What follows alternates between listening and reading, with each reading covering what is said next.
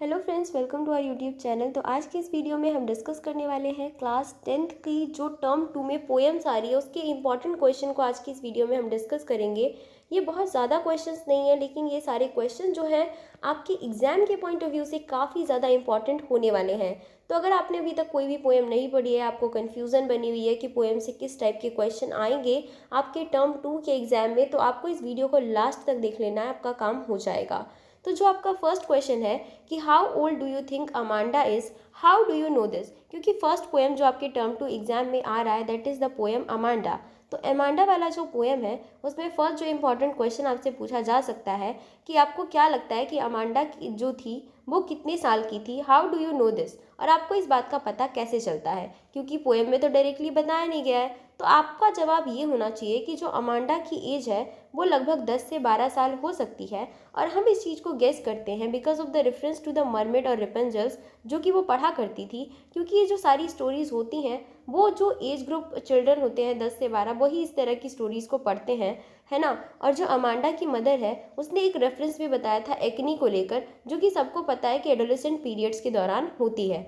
तो यहाँ पर हमको पता चल जाता है कि हाँ ठीक है, जो अमांडा की एज थी वो लगभग 10 से 12 साल रही होगी। नेक्स्ट जो क्वेश्चन है कि why is Amanda getting scolded for having chocolates, कि आखिरकार अमांडा को क्यों डांट पड़ा करती थी उसके चॉकलेट्स को लेकर। तो आंसर ये होना चाहिए कि जो अमांडा है वो बहुत ज़्यादा स्कॉल्डेड होती थी फॉर हैविंग द चॉकलेट्स, क्योंकि प्रीवियसली क्या हुआ था कि उसको एक्नी हो गई थी इसी वजह से, क्योंकि वो बहुत ज़्यादा चॉकलेट्स खाती थी। नेक्स्ट क्वेश्चन है कि what can you depict of Amanda's nature, कि आप अमांडा के नेचर को कैसे डिपिक्ट कर सकते हैं। तो अमांडा किस टाइप की लड़की थी, आपको पता है बहुत ही मूडी टाइप की लड़की थी। She is nagged most of the time, most of the time यही था कि वो कुछ कुछ चीज़ों की शिकायत ही चलती रहती थी उसको लेकर। She often escapes from the reality and goes into the imaginary world, mostly time वो रियलिटी से एक अलग ही दुनिया में चली जाती थी, एक अलग ही इमेजिनरी वर्ल्ड में चला जाती थी। तो ये सारे क्या है कि अमांडा के नेचर को डिपिक्ट करते हैं। नेक्स्ट क्वेश्चन है कि why does the Amanda want to be Rapunzel's, कि आखिरकार जो ये अमांडा है वो रेपेंजल्स क्यों बनना चाहती थी। तो अमांडा जो थी वो चाहती थी कि वो रेपेंजल बन जाए because she want to live a rare and जो है tranquil life in tower like Rapunzel, क्योंकि उसे लगता था कि रेपेंजल की लाइफ कितनी बेटर है, वो भी उसी तरीके से रहना चाहती थी। And that's why the main reason कि हाँ वो चाहती थी कि वो रेपेंजल्स बन जाए। नेक्स्ट क्वेश्चन है कि what could Amanda do if she were a mermaid, कि अगर वो मरमेड होती तो अमांडा आखिरकार क्या करती। तो जो लिटिल गर्ल अमांडा थी want to be a mermaid, वो चाहती थी वो मरमेड भी हो, and the only resident of the beautiful green sea, क्योंकि उसे लगता था कि हाँ पूरे के पूरे समुद्र में एक जो ब्यूटीफुल सी चीज़ है, ग्रीन सी चीज़ मरमेड, काश मैं वही रहूँ। She think that her life will be very relaxing in the sea, क्योंकि उसे लगता था कि उसकी लाइफ जो है सी में बहुत ज़्यादा रिलैक्सिंग टाइप की होगी, मज़े मुझसे मज़े आएंगे, and she will be taken away with the current of water, और करंट ऑफ वाटर के साथ मस्त वो चलती रहेगी, कोई दिक्कत ही नहीं होगी लाइफ में। नेक्स्ट क्वेश्चन है कि who do you think is speaking to her, कि आखिरकार आपको क्या लगता है कि कौन उससे ये सारी चीज़ें बोल रहा है। तो वही ऑफकोर्स उसके पेरेंट्स बोल रहे हैं, लेकिन पेरेंट्स में भी कौन बोल रहा है, तो मोस्ट प्रोबेबली उसकी मदर बोल रही है, क्योंकि जो ट्रेडिशनल हाउस होल्ड मदर होती है वो बहुत ही ज़्यादा रिस्पॉन्सिबल होती है अपने चाइल्ड को कंडक्ट करने के लिए। नेक्स्ट क्वेश्चन है कि what does the girl Ian for, what does this poem tells you about Amanda, कि आखिरकार वो जो लड़की थी अमांडा उसके बारे में आपको बताना है कि पोएम उसके बारे में क्या बताना चाहता है। तो एक जो लड़की थी अमांडा वो किस चीज़ के लिए तरस रही थी, है ना, किस चीज़ के लिए अर्न कर रही थी, तो वो चाहती थी कि उसको फ्रीडम मिले, उसको स्पेस मिले उसके खुद के लिए। She likes to be let alone, उसको अकेले रहना पसंद था, and does not like to be question और नेग्ड एट, और वो बिल्कुल भी नहीं चाहती थी कि उससे उसको बार बार लाइक कोई शिकायत करता रहे, कोई उसे डांटता रहे। वो चाहती थी कि वो अकेले रहेगी तो कोई भी उसे कुछ नहीं कहेगा और उसे अच्छा लगेगा। Is Amanda a student, how do you know, कि क्या अमांडा एक स्टूडेंट थी, और अगर वो थी तो आपको कैसे पता चलता है। तो ऑफकोर्स अमांडा एक स्टूडेंट थी because she is asked to complete her homework, क्योंकि उसे बार बार यही कहा जाता था कि तुमने क्या अपने होमवर्क को कंप्लीट कर लिया या नहीं किया। नेक्स्ट क्वेश्चन है कि what is the line never let down my bright hair lets us about Amanda, कि अमांडा के बारे में क्या बात का पता चलता है इस पर्टिकुलर लाइन से कि never let down my bright hair. ये बताता है कि जो अमांडा है does not want anybody to come up, वो चाहती थी कि कोई भी ना आए, एंड स्पॉइल द साइलेंस और disturbance her in any way, और उसकी जो साइलेंस है उसको मतलब कोई डिस्टर्ब ना करे उसके खुद के तरीके से। तो वो यही कहती है कि भाई कोई भी मतलब इंटरफेयर ना करे मेरी लाइफ में, और वो चाहती थी कि वो थोड़ा सा साइलेंस में रहे। अब हमारी नेक्स्ट पोएम पे हम पहुँचते हैं। देखो टोटल 3 पोएम आने वाली है। हमने फर्स्ट पोएम को कंप्लीट कर लिया। इतने ही क्वेश्चन पॉसिबल थे जो आपके एग्जाम में आएंगे। अब एनिमल वाले चैप्टर को देख लेते हैं। तो यहाँ पे जो फर्स्ट क्वेश्चन है कि what does the poet wish to do at the beginning of the poem, कि पोएम के बिगिनिंग में आखिरकार पोइट की क्या इच्छा थी। तो पोइट चाहता था कि he could transform and becomes one with animal. वो चाहता था कि उसे ट्रांसफॉर्म हो जाना चाहिए और उसे क्या करना चाहिए कि एनिमल्स के साथ ही रहना चाहिए। नेक्स्ट क्वेश्चन है कि what do human do to other human being who live thousand of years ago, कि आखिरकार ये ह्यूमन क्या करते हैं, है ना। What do human do other human being जो कि आपके थाउजेंड्स ऑफ ईयर्स एगो रहते थे। तो यहाँ पे आंसर आपका ये होना चाहिए कि जो ह्यूमन बीइंग है वो अपने hold their ancestor in the great respect, कि बहुत ज़्यादा रिस्पेक्ट जो होता है कि एंसेस्टर्स को हमें देना चाहिए, ठीक है। तो यही वाली बात कही जा रही है। क्वेश्चन नंबर 3 है कि what conclusion does the poet come to at the end of the poem, कि जब एंड ऑफ द पोएम होती है तो पोइट का क्या कंक्लूजन होता है इस पर्टिकुलर पोएम में। तो यहाँ पर यही कंक्लूजन रहता है पोइट का। पोइट कहता है कि that as a human being he must have lost their natural virtue sometimes in the past, कि मतलब हम लोगों ने खो दिया है अपने नेचुरल वर्च्यू वगैरह को, क्योंकि हम लोग पता नहीं क्या क्या कर रहे हैं। Presently those virtue are possessed only by the animal, और वो वर्च्यू जो कि हमने खो दिया है वो बेसिकली अभी प्रेजेंट है एनिमल्स के पास, क्योंकि हम लोग तो एकदम बदतमीज हो चुके हैं। नेक्स्ट जो क्वेश्चन है कि I think I could turn and leave with animal, what is the point turning from. वो जो पॉइंट है वो बोलता है कि आई थिंक ना मुझे टर्न कर जाना चाहिए और मुझे एनिमल्स के साथ ही रहना चाहिए। तो आखिरकार पॉइंट ऐसा क्यों चाहता है कि वो एनिमल्स के साथ रहे। तो point is turning away from living with other human, वो कहता है कि मैं और सभी इंसानों के साथ नहीं रहना चाहता, as he find them complicated and false, क्योंकि उसने पाया है कि जो ह्यूमंस हैं वो बहुत ही कॉम्प्लिकेटेड टाइप के होते हैं, बहुत ही गलत टाइप के होते हैं। He would rather live with animal that are the self contained and non complaining, मतलब वो कहता है कि अगर इसकी जगह पे मैं एनिमल्स के साथ रहूँ तो वो बहुत ही सेल्फ कंटेन्ड होते हैं और वो किसी भी तरह की कंप्लेन नहीं करते हैं कि हाँ इसने मेरे साथ ऐसा कर दिया, क्यों किया, कैसे किया। नेक्स्ट क्वेश्चन है कि do human need to other human who live thousand of years ago, give reason for your answer. तो जो ह्यूमन है वो क्या अपने घुटने टेक रहे हैं और सारे ह्यूमन के लिए जो कि थाउजेंड ऑफ ईयर्स एगो थे, उसके लिए आप रीज़न दीजिए। तो हाँ, ह्यूमन ने जो है घुटने टेक दिए हैं और सभी ह्यूमंस के सामने जो कि आपके थाउजेंड ऑफ ईयर्स एगो पहले थे। दे वर्शिप देयर एंसेस्टर, क्योंकि वो अपने एंसेस्टर को वर्शिप करते थे, प्रे करते थे, kneeling in the front of their portrait. They hold religious sermon and ceremonies in their memory, और उनकी मेमोरी में अच्छे अच्छे जो है सेरेमनीज वगैरह जो है कंडक्ट करवाते थे, होल्ड करते थे। और आजकल के क्या है कि हम लोग अपने एंसेस्टर की कोई रिस्पेक्ट नहीं करते, उनको याद नहीं करते, उनकी मेमोरीज़ को भी इतना वो नहीं रखते। तो ये सारी चीज़ें पॉइंट बोलना चाहता है हम लोगों के बारे में।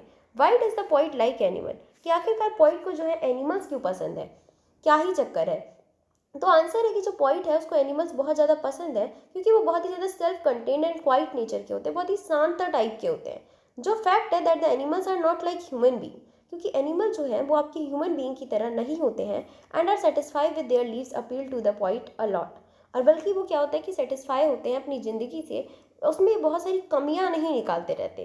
क्वेश्चन नंबर 7 है कि explain the satisfaction that the animal have and human don't, कि वो सेटिस्फेक्शन बताइए जो कि एनिमल्स के पास है लेकिन ह्यूमंस के पास वो सेटिस्फेक्शन नहीं है। तो animal do not have a desire to possess world thing, क्या है कि जो ह्यूमंस होते हैं उसको ये लगता है कि यार ये चीज़ होनी चाहिए, वो चीज़ होनी चाहिए, लाखों डिज़ायर्स हैं ह्यूमन के पास। On the other hand the more human own the more their desire to own growth, बल्कि जिस ह्यूमन के पास जितना ज़्यादा है उसको और उतना ज़्यादा चाहिए। Living them dissatisfy for ever, मतलब वो सेटिस्फाई तो हो ही नहीं सकता ज़िंदगी में। The absence of this greed, और ये जो एब्सेंस है इस ग्रीड का, ये जो लालच वो कर रहे हैं in animal keeps them satisfy, लेकिन जो एनिमल्स होते हैं वो सेटिस्फाई रहते हैं, कोई दिक्कत नहीं है। And in presence keeps human dissatisfy, लेकिन ह्यूमन का क्या है कि डिससेटिस्फाई रहेंगे, चाहे जितना भी मिल जाए, जो भी मिल जाए, उनको चैन नहीं पड़ना है। क्वेश्चन नंबर 8 है why do the animal not weep for their since, कि आखिरकार जो एनिमल है वो अपने पापों के लिए रोते क्यों नहीं है। तो animals do not weep for their sins because they do not need to do so, वही एनिमल्स ने कोई गलती नहीं की है तो रोएंगे क्यों, उनको रोने की ज़रूरत नहीं है।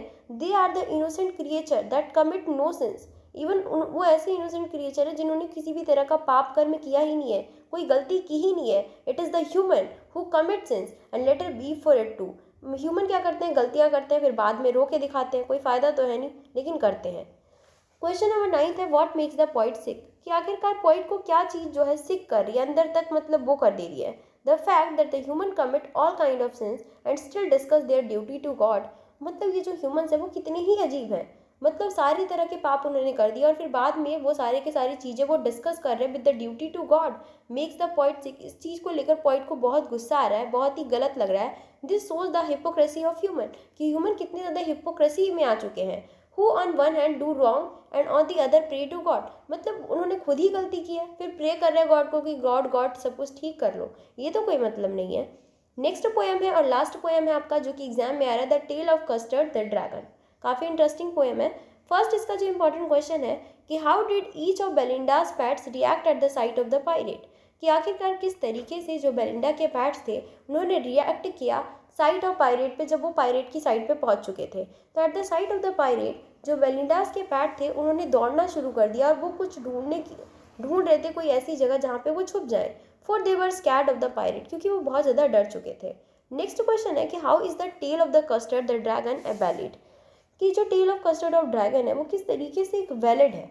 एक बैलेड एक ऐसी पोएम होती है जो एक ऐसी बैलेड ना is a kind of poem है गाइस, जो कि एक स्टोरी बताती है। The poem has qualities of adventure, जो पोएम है उसके पास क्वालिटी होता है एडवेंचर का एंड ब्रेवरी का, and the point is showing this qualities in the humorous way, और काफ़ी ह्यूमरस वे में जो है ना पॉइंट ने इस चीज़ को रिप्रेजेंट किया है, quality of adventure and bravery को इस पोएम में। तो मतलब काफ़ी इंटरेस्टिंग पोएम है। नेक्स्ट क्वेश्चन है कि why did the Belinda cry for help, who came to help, कि बेलिंडा आखिरकार क्यों रो रही थी हेल्प के लिए और उसको हेल्प कौन करने के लिए आता है। तो जो बेलिंडा है वो भाई बहुत ज़्यादा डर गई थी पायरेट से, वो चिल्लाने लगी डर के मारे, तो जो कस्टर्ड है वो उसकी हेल्प करने के लिए आता है। नेक्स्ट क्वेश्चन है कि who all lived in the white house with Belinda, कि बेलिंडा के साथ वाइट हाउस में कौन कौन रहता था। तो एक तो आपका एक ब्लैक किटन रहती थी है ना, एक ब्लिंक रहता था जिसका जो ग्रे हाउस माउस था उसका नाम था ब्लिंक, देखो नाम तो याद करना पड़ेगा। जो येलो डॉग था उसका नाम रख दिया था मस्टर्ड, क्योंकि येलो मस्टर्ड कैसी होती है, येलो होती है। ग्रे माउस का नाम रख दिया था ब्लिंक, ब्लिंक सा। कस्टर्ड ड्रैगन का नाम था और एक रेड बैगन भी रहती थी।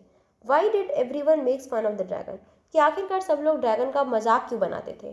तो सब लोग ना ड्रैगन का मजाक बनाते थे because he always cried for a safe case, वो हमेशा चिल्लाता रहता मुझे सेफ केज चाहिए, मुझे सेफ केज चाहिए। But other boasted about their bravery, लेकिन और सारे जो लोग थे वो उसकी ब्रेवरी की मतलब डींगे मारते रहते थे, बोस्ट करते रहते थे। Where did Belinda live, Belinda कहाँ रहती थी। Which animal live with Belinda, और बेलिंडा के साथ और कौन कौन से एनिमल्स रहते थे। तो बेलिंडा एक लिटिल वाइट हाउस में रहती थी, उसके साथ एक ब्लैक किटन, एक ग्रे माउस, एक येलो डॉग और एक पैट ड्रैगन रहता था। सिंपल। क्वेश्चन नंबर 7 है कि Belinda and other animals have been described as brave, तो बेलिंडा और जो सारे अदर एनिमल्स हैं उनको ब्रेव का एक वो माना जाता है। But on seeing the pirate they behaved in a cowardly way, लेकिन जब उन्होंने पायरेट को देखा तो फिर तो वो बहुत ही डरपोक की तरह बिहेव करने लगे, डरे सहमे से। हाउ डिड दे रिएक्ट, तो उन्होंने ऐसा क्यों रिएक्ट किया। तो बेलिंडा जो थी वो तो एकदम पीली पड़ गई है ना, डर के मारे पीले पड़ जाते हैं हम लोग। सी क्राइड फॉर हेल्प, चिल्लाने लगी। Mustard ran barking fearfully, mustard जो है दौड़ने लगा, भागने लगा डर के मारे। I went to the bottom of the house and the little mouse ran into the hole, मतलब सब लोग भाग ही गए, जो उनकी जगह थी वहाँ पे भागने लगे सब लोग। How did they say their admiration for the dragon after the death of the pirate, तो जब डेथ हुई पायरेट की तो वो अपने एडमायरेशन को किस तरीके से दिखा रहे थे। तो वो बहुत ज़्यादा हैप्पी हो गए। बेलिंडा जो थी वो इम्प्रेस्ड हिम एंड मस्टर्ड जो है लीड करने लगा लिंक को एंड ब्लिंक को एंड जम्प्ड विद हैप्पीनेस, सब लोग बहुत ज़्यादा खुश हो गए। दस दे एक्सप्रेस्ड देयर जॉय, तो उन्होंने अपने जॉय को, अपनी जो खुशी थी उसको एक्सप्रेस किया। नेक्स्ट क्वेश्चन है कि why did the custard cry for a nice safe cage, why is the dragon called cowardly dragon, कि आखिरकार जो कस्टर्ड था वो क्यों चिल्लाने लगा नाइस सेफ केज के लिए, उसको क्यों ही चाहिए था। Why is the dragon called cowardly dragon, और उसको आखिरकार कोवर्डली ड्रैगन क्यों कहा जा रहा है। तो कस्टर्ड जो था ना यार बहुत ही कोवर्ड टाइप का था, that is why he was called cowardly dragon. All other animal उसके ऊपर हंसते थे and he did not like that, उसको ये बिल्कुल भी पसंद नहीं था। So he cried for a nice safe cage, मतलब अगर आपको गंदा लग रहा है किसी के साथ रहना तो आप यही चाहोगे कि हम अकेले रहने, है ना, एक सेफ केज मिल जाए हम लोग वहीं पे रह लेंगे, क्योंकि और लोग हंस रहे हैं, बेइज्जती कर रहे हैं, तो फिर ऐसा ही लगता है ना। तो वही इस स्टोरी में दिखाया गया है। आई होप सो कि आपको सारे क्वेश्चन समझ में आ गए होंगे। मैंने अपनी तरफ से बेस्ट तरीके से समझाने की कोशिश की थी। अगर आपको वीडियो अच्छी लगी है वीडियो को लाइक कर देना and thanks for watching my video.